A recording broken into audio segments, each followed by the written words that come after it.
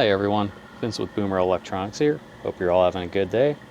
I wanted to take a quick moment to mention that I have repair and modification services for consoles listed on my website now. You can check out boomerelectronics.com if you're interested in having any work done.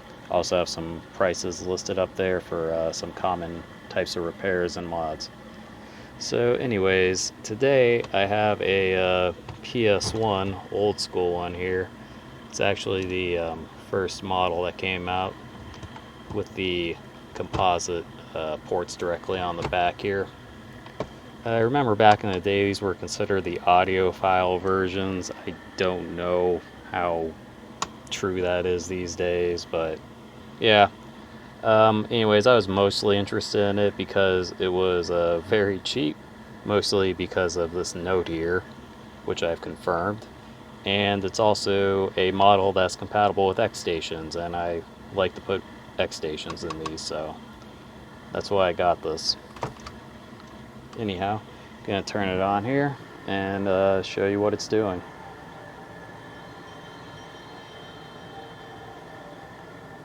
And that's all it does. It just hangs there. Doesn't matter if you have the CD drive open or closed, just hangs there. It does look like the laser does try to read if you hold the switch down, but yeah, it's not good. I've had a 5501 model in the past that had the same exact issue, and I was not able to fix that one. I ended up just using it for parts. So it'll be interesting to take this apart and see if I can actually figure out what's wrong with it. Like I said, I do have an XStation right now, and I would like to install it in this one if I can get it to work. So yeah, I'm going to go ahead and take it apart and see if I find anything that looks interesting. Yeah, so I opened up this PS1. It's fairly obvious someone's been in here before because they used some electrical tape when they were inside of here. But anyways, yeah, I open it up, flip the motherboard around, and look at that. We have what is probably an ancient mod chip installed. So I think the first order of business is to kind of figure out what's going on here, uncover this tape, and yeah, it could be as simple as just yanking this mod chip out of here and this might work. That would be nice, but we're not going to count on it. So yeah, let's kind of take a look here. Well, I think I'm just going to kind of just snap these wires off and put this back in the shell and see how it fares. Yeah, so let me just do that. I'll just snap them off like this. Yeah, that one was barely on there. Okay, yeah, I'll just put this back together and see if it boots up now. I actually just tossed the motherboard back in and connected the power supply to it. From experience, I know that's all you need for these consoles to boot. So yeah, let's see what happens.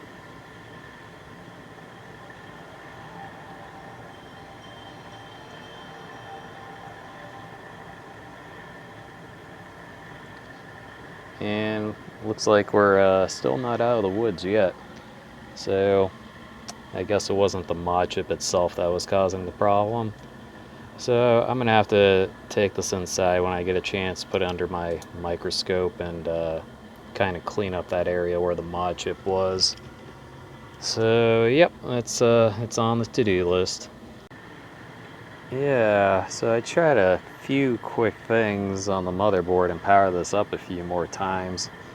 I've gotten it to boot 3 times past that white screen. This is the 3rd time it has, but most of the time it doesn't boot past the white screen, it freezes. So there's something very interesting going on that I'm going to have to pinpoint. So basically the issue is it'll intermittently get stuck on the white boot screen a good majority of the time. Sometimes it'll boot past it apparently. Yeah, very interesting, and I'm gonna have to take a closer look, I guess.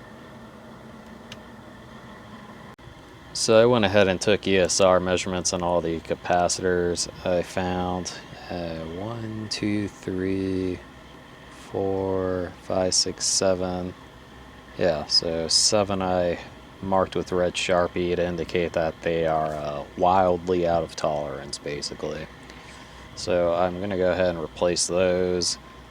And consoles this old, I always replace all the capacitors on the power supply as a precaution. So I'm going to replace the 7 on the motherboard that I marked and replace the capacitors on the power supply. Then I'm going to try again and see if there's any change.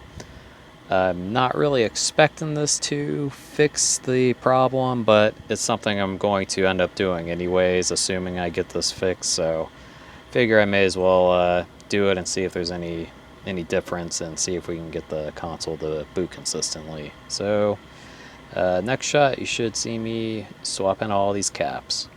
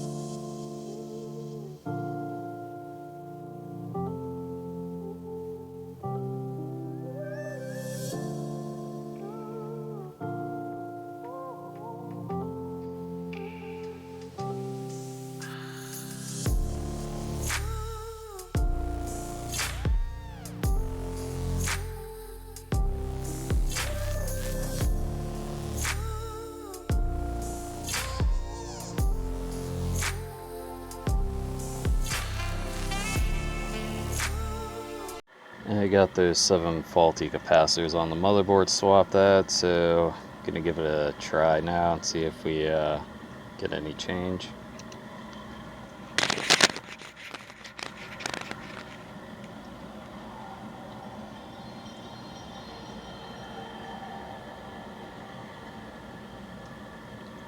Well, that's a promising start. Let's try it again.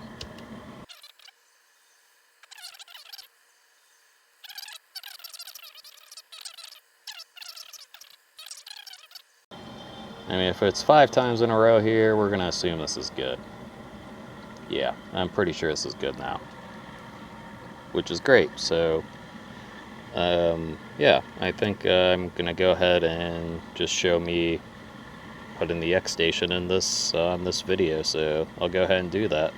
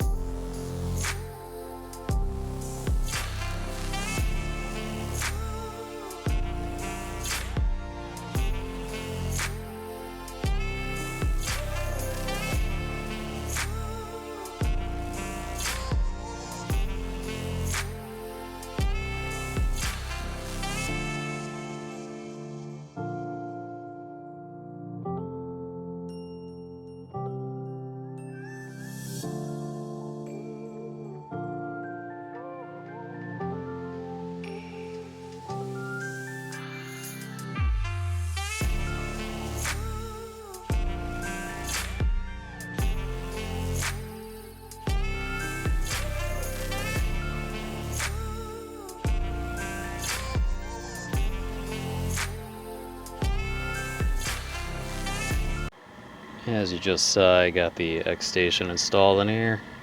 I now have a micro SD card preloaded with what it should need for the XStation to run, so let's try it out.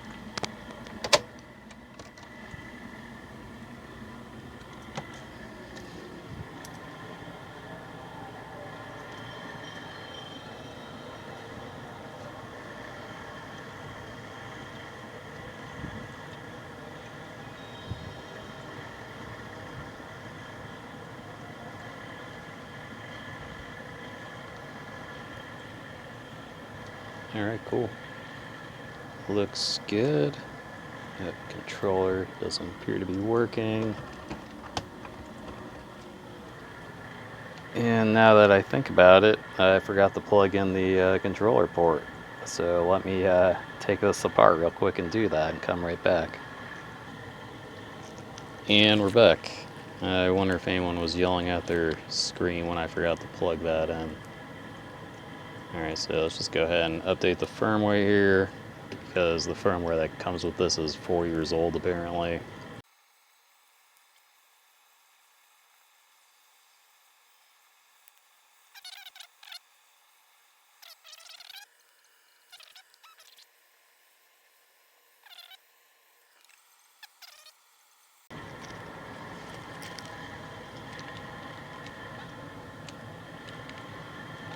But yeah, looks like everything's okay on here. So I'm gonna do some more testing off camera. I'm gonna have to get a bit of a package set up for this, and I'll get it listed on eBay. And yeah, hope you learned something.